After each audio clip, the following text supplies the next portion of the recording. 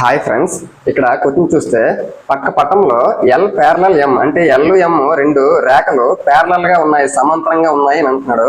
Angle X is equal to angle Y అవుతుంది. అయితే ఇది ఏ ధర్మం? ఇక్కడ ఎక్స్ వై ఈక్వల్ గా ఉంటాయి, అది ఏ ధర్మాన్ని ఉపయోగించుకుని సమానంగా ఉంటాయి అని అంటున్నాడు. ఫస్ట్ది సదృశ్య కోణాలు సమానము. ఇప్పుడు మనము ఒక పాయింట్ తెలుసుకోవాలి. రెండు సమాంతర రేఖలకి మధ్యగా ఖండించేటటువంటి రేఖ ఏదైతే ఉంటుందో ఆ రేఖను మనము తిరియక్ రేఖ, ఇంగ్లీష్ లో ట్రాన్స్వర్సల్ లైన్ అని చెప్తాము.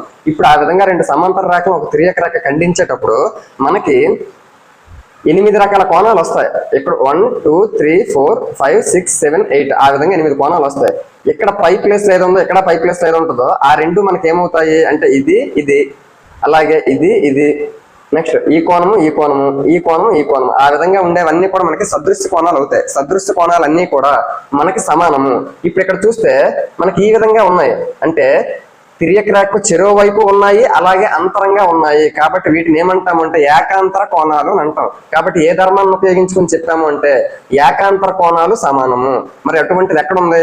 ఏకాంతర కోణాలు సమానము. దాన్ని ఉపయోగించుకుంటే ఎక్స్ వై ఈక్వల్ గా ఉంటాయి. సేమ్ అలాగే ఈ కోణము కూడా ఈక్వల్ గా ఉంటాయి. ఈ రెండు కూడా మనకి ఏమవుతాయి? ఏకాంతర కోణాలు అవుతాయి. మరి ఈ రెండు ఏమవుతాయి? తిరియక్ రేఖ చెరో వైపు ఉండి బయట ఉన్నాయి కాబట్టి ఈ రెండు కూడా ఏకబాహ్య కోణాలు, ఇవి కూడా సమానం అవుతాయి. అలాగే ఈ రెండు కూడా ఏకబాహ్య కోణాలు సమానం అవుతాయి.